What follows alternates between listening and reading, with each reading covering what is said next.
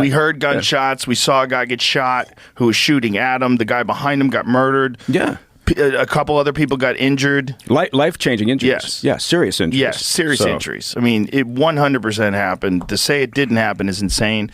If what you're actually interested in is change, if what you're actually interested in are values and principles that relate to personal freedom, freedom of speech, personal liberty, the ability to run your community, an end to globalism, corruption, and deep state hypocrisy, at points, I believe, and let me know what you think about this in the chat on Rumble, and certainly you Awakened Wonders, it requires, I believe, a kind of open-heartedness that's completely in alignment with what I'm going to have to tell you, baby, our Christian values. Let me know what you think about that. Here's Rosie O'Donnell, though. In this instance, this is something I predicted much too quick. I want you to go back and look at my X account. Probably within 20 minutes of Trump getting shot, I said, I bet now you'll have people talking about conspiracy theories that wouldn't have done 6 months ago. And what I specifically meant was there'll be people saying, this is a false flag event. Now, when, dare I say we? Am I allowed to say we about us?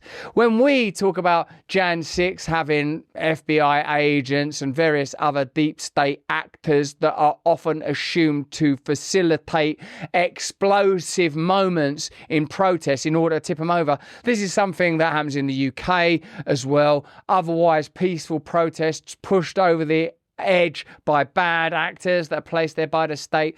This is the kind of these are the kind of incidents that we would talk about false flag events. But you don't imagine that legacy media journalists or people off of mainstream media panel shows will ever use language like it's a conspiracy theory. But when it comes to Trump, all bets are off. When it comes to Trump, all reason goes out the window. When it comes to Trump, hysteria, reaches sort of almost the maximum conceivable level. And here is Rosie O'Donnell, who I've got to tell you, and go crazy in the comments. She's a beautiful, lovely person, and I still thought that it was pretty funny when Trump said that thing in the primaries to Megan Fox. Remember that moment? I love Rosie O'Donnell, but let's see what she's been saying here about Trump and the idea that Trump weren't really shot. This conspiracy theory, the left or the establishment would never push a theory like that if it was Biden, right? Now, I don't know what happened that day, but I don't think it was a bullet that hit him. I don't.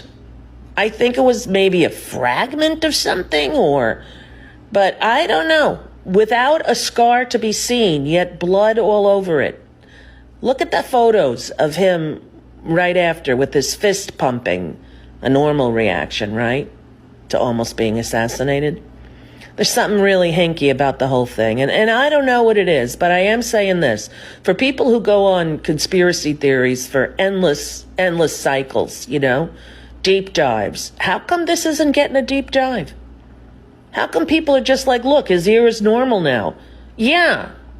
Wait, he's not an octopus. He doesn't regrow his limbs, his ears, his nose or whatever. You don't regrow. We're humans. You don't regrow your arms or your ears.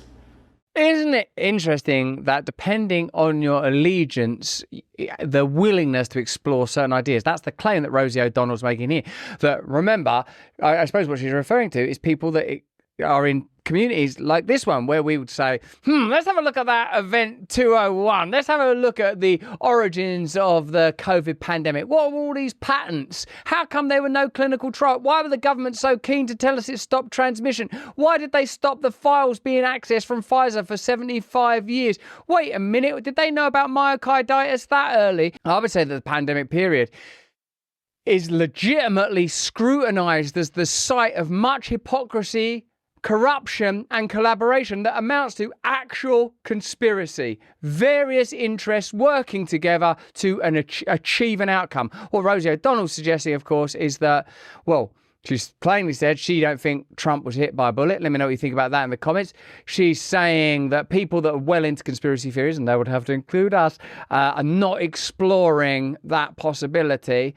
And I suppose she's saying it could be a fragment. Now, Rosie O'Donnell there is not going so far as to say, I believe that the Trump campaign set this up themselves in order to, what's the desired outcome? To solicit support, to claim that the Biden, as it was then, administration are behind it. That would be an audacious claim. You know, it'll be hard to push for even the inversion of that claim. But, you know, I would sort of, in a sense, offer back the same thing to Rosie O'Donnell. I would love to talk to Rosie O'Donnell about what does she feel about the suppression of the Hunter Biden laptop story, the way that the pandemic period's been handled, the Clinton emails, or in a minute, we'll talk about Arlington Cemetery and how one side of the media will vouch for and go out to bat for Kamala. The other side will condemn the Biden-Kamala Harris administration.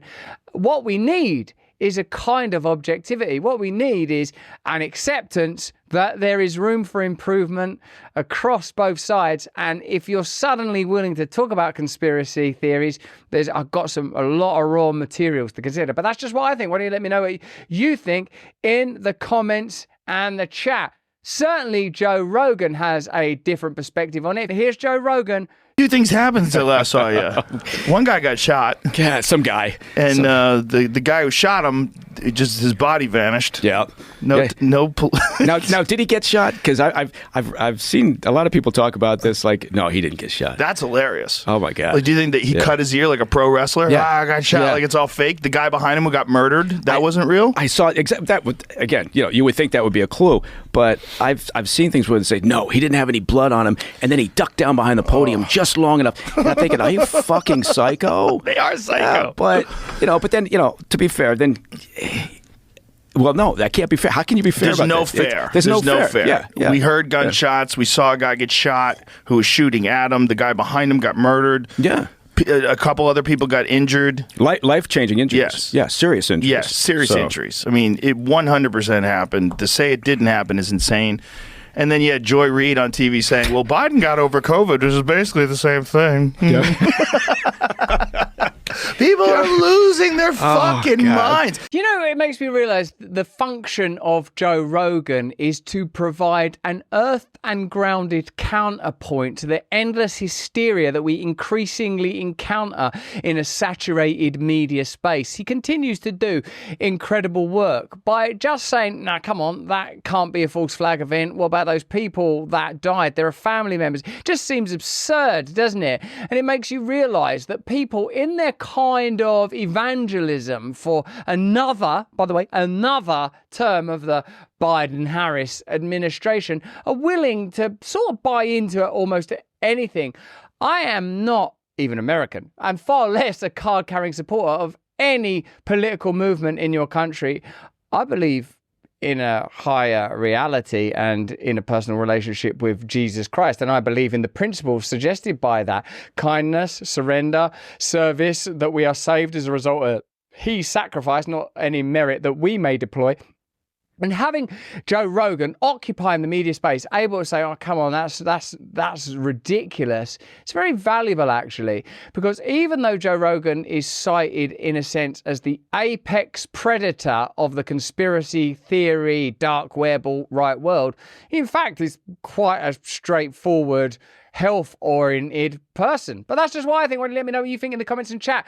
We can't continue to bring you this beautiful content without the support of our partners. Fume is an award-winning flavoured air device. It's not addictive, as there's no nicotine to get addicted to. Fume continuously invests in third-party studies to ensure the safety of their products. It's actually backed by doctors in the US. Fume has lots of delicious, non-toxic flavours to choose from to satisfy your oral fixation, grow up, through a passive diffusion system. It's a guilt-free alternative. My favourite flavour is this one, crisp mint. Oh no, I've lost a barrel full of crisp mint. I'll pick that up later. For a limited time, you can use my code RUSSELLBRAND, that's 2 S's, 2 L's, for your free topper. The perfect accessory to your Fume device. Slip it onto the mouthpiece for a softer, warmer feel. It's chewable for those who love to fidget, and it's reusable. Head to tryfume.com. That's TRYFUM.com.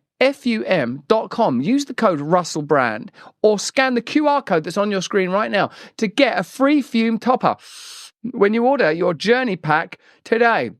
You won't want to be without one of these once you've got one, and not because you're addicted, because it's not addictive. That's the beauty of it. Get yourself a free topper.